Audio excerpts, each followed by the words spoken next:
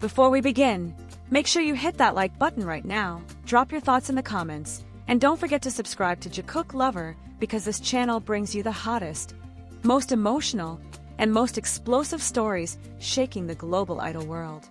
What you're about to hear is not just another update. It's not just another chart achievement.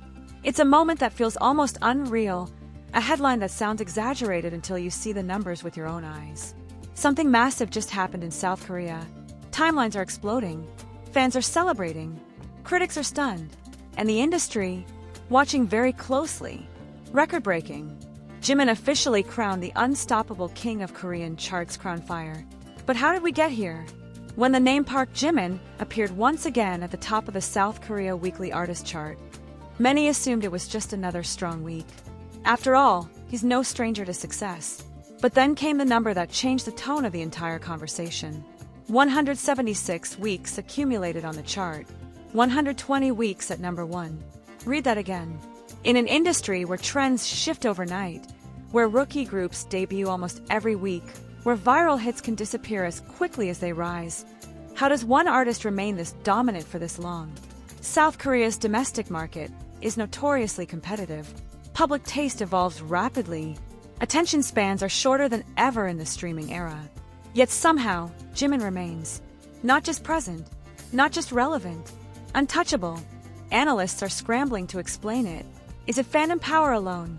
Is it global influence spilling into domestic success? Or is it something deeper?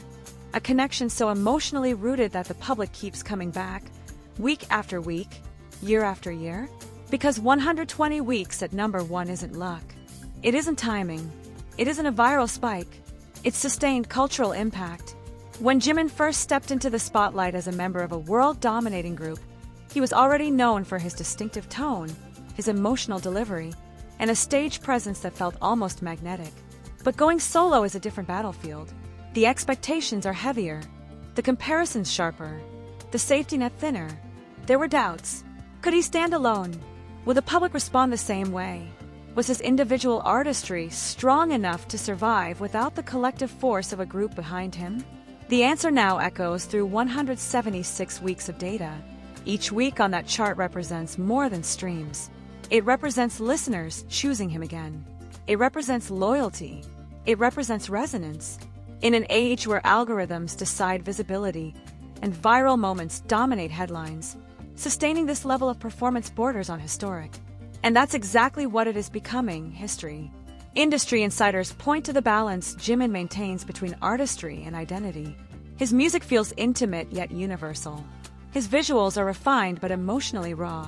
His performances don't just entertain, they invite audiences into a vulnerability that feels genuine. That authenticity translates into something powerful: trust. The Korean public does not grant long-term dominance easily. They are selective. They move on quickly when interest fades. But in this case, interest hasn't faded. If anything, it has solidified. Some skeptics attempt to attribute everything to the global fame of his group. But domestic data tells a clearer story. Streaming numbers and engagement patterns show consistent support from within South Korea. This is not simply international spillover. This is local strength. And that's where the narrative becomes even more compelling. Because behind the statistics stands a human being who has openly spoken about self-doubt, about pressure, about the fear of not being enough.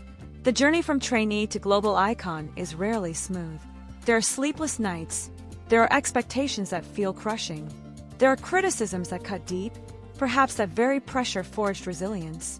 Perhaps the consistency we see on charts mirrors an unseen consistency in discipline and work ethic. Perhaps 176 weeks isn't just a number, it's the visible result of invisible perseverance. The ripple effects are already being felt. Future artists will inevitably be compared to this benchmark. Every major comeback will be measured against that towering statistic. 120 weeks at number 1 now stands as a wall that feels nearly impossible to climb. Fans celebrate with pride. Media outlets label it historic. Analysts call it unprecedented. But underneath the celebration lies a bigger question. Is this the peak, or just the beginning? Because records in music are made to be broken. That's what history teaches us. Yet some records don't simply break, they redefine what's possible. They shift the ceiling higher than anyone imagined. If 176 weeks already feels surreal, what happens if it becomes 200? If 120 weeks at number 1 continues to grow? If this era of dominance stretches even further? And here's the question that could ignite debates across fandoms worldwide. Are we witnessing the highest point of Jimin's career, or the dawn of an even greater chapter that could make this record look small in comparison? Because if history has taught us anything, it's that true dominance doesn't always announce its peak. Sometimes it disguises itself as consistency. Sometimes it looks quiet, almost routine, until one day the numbers stack so high that the world has no choice but to stop and stare. And that is exactly what is happening now. The conversation is no longer just about weekly wins. It has evolved into something much bigger: legacy. When an artist sustains 176 weeks on a major domestic chart, the narrative shifts from popularity to permanence. This is no longer about a hit song cycle. It's about cultural imprint. Music critics in South Korea are beginning to frame this era as a case study in long-term brand stability. In a market driven heavily by rapid comebacks and visual reinvention, Jimin's trajectory feels different. His releases don't just spike, they linger. They settle into public consciousness. They become part of playlists that people return to long after promotional stages have ended. And that endurance may be the most powerful achievement of all. Because dominance built on hype eventually fades. Dominance built on emotional connection endures. There is also a psychological element at play. When the public repeatedly sees the same name holding strong, it reinforces perception.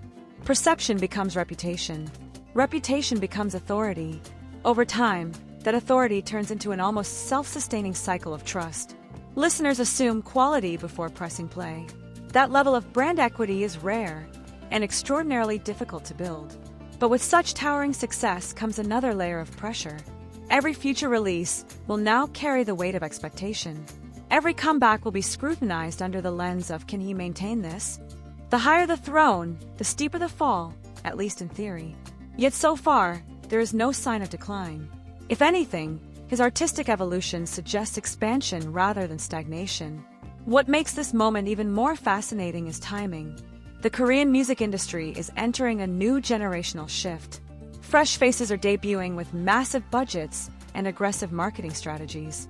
Global streaming platforms are reshaping consumption habits. Competition has never been fiercer.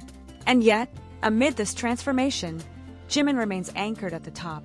It raises a compelling possibility. Perhaps his dominance is not accidental but adaptive. Perhaps he understands the rhythm of the industry better than most. Perhaps his ability to evolve emotionally and sonically keeps him aligned with both loyal fans and casual listeners. Still, one undeniable truth lingers beneath the celebration. Records invite challengers. Somewhere right now, another artist is studying these numbers. Another agency is strategizing how to break through the ceiling. The next big contender may already be rising quietly, preparing to test the boundaries of what seems untouchable. And that is what makes this era so thrilling.